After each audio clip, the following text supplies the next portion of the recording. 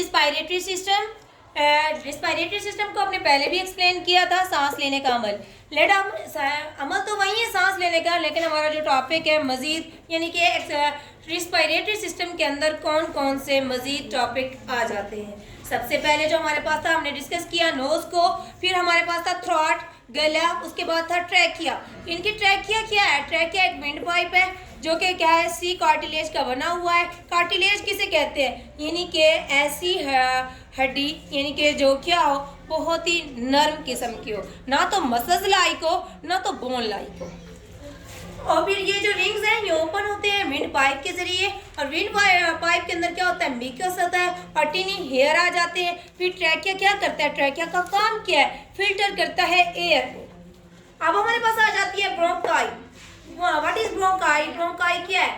इसके अंदर होगा ट्रैकिया। ट्रैकिया डिवाइड होगा, तकसीम होगा 2 ब्रांचेस के अंदर, यानी कि 2 शाखों के अंदर। क्या वही 2 शाखें काम क्या करेंगी? कैरी करेंगी किसको? एयर, हवा को, और लेके कहाँ जाएंगे? लंग्स के अंदर। लंग्स जो है हमारा इंपॉर्टेंट ऑर्गन है रिस्पायरेटरी सिस्टम का। अब लंग्स के अंदर क्या आ जाता है? वो जो हमारे पास ब्रोंकाई थी हमने डिस्कस की थी, वो डिवाइड हो गई 2 हिस्सों के अंदर। फिर हमारे पास क्या आ जाता है? ब्रोंकाई तो डिवाइड हो गई यानी कि 2 पार्ट्स के अंदर। अल्वोलाई। अल्वोलाई क्या है? ब्लड कैपिलरीज है, और इसमें शामिल क्या होता है? Red blood. ये रेड ब्लड कहाँ जाता है? थ्रो कैपिलरीज के अंदर हमारे यानी कि पूरे लंग्स के अंदर शामिल हो जाता है। हम जब ब्रीथ करते हैं एयर को, ये पहुँचती है अल्वोलाई के अंदर। अब ये अल्वोलाई क्या है? यानी कि अल्वोलाई के अंदर क्या आ जाती है? पहले तो हमने बात की रेड ब्लड सेल्स के अंदर। रेड ब्लड सेल्स में शामिल क्या होती है? ऑक्सीजन। ऑक्सीजन एयर किस में शामिल हो जाएगी? रेड ब्लड सेल्स में।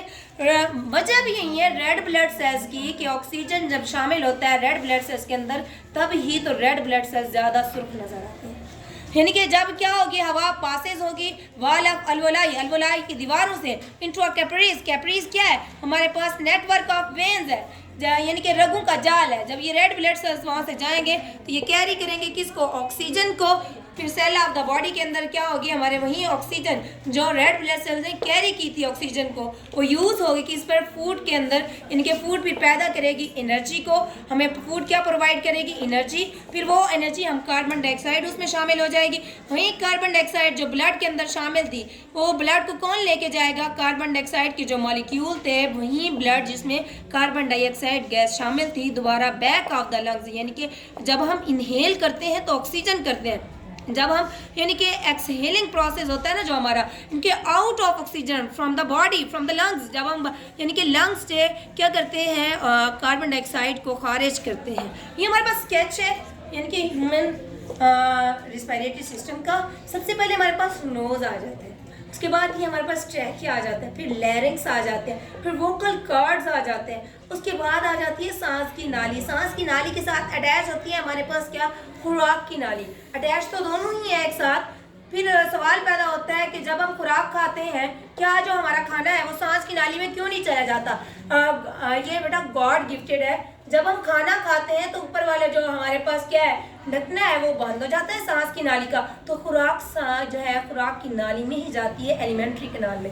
जब हम सांस ले रहे होते हैं तब हमारा खाने वाला जो ढक्कन है वो ऊपर से बंद हो जाता है और हम थ्रो सांस की नाली से ही सांस लेते हैं। अभी हमारे पास क्या थी? ब्रोंकाई। ये ऊपर रिंग्स बने हुए हैं, ये सी कार्टिलेज है, सी शक्ल के हैं, और ये जो है हमारे पास 2 हिस्सों में डिवाइड हो गई। एक ये हमारे पास राइट लंग है, ये दूसरा है लेफ्ट लंग। लंग में शामिल हमारे पास कैपिलरीज हैं जिन्होंने क्या किया हुआ है? ब्लड कैरी किया हुआ है। उसके बाद हमारे पास अटैच अल्वोलाई आ जाती हैं, इनमें भी रेड ब्लड सेल्स शामिल हैं।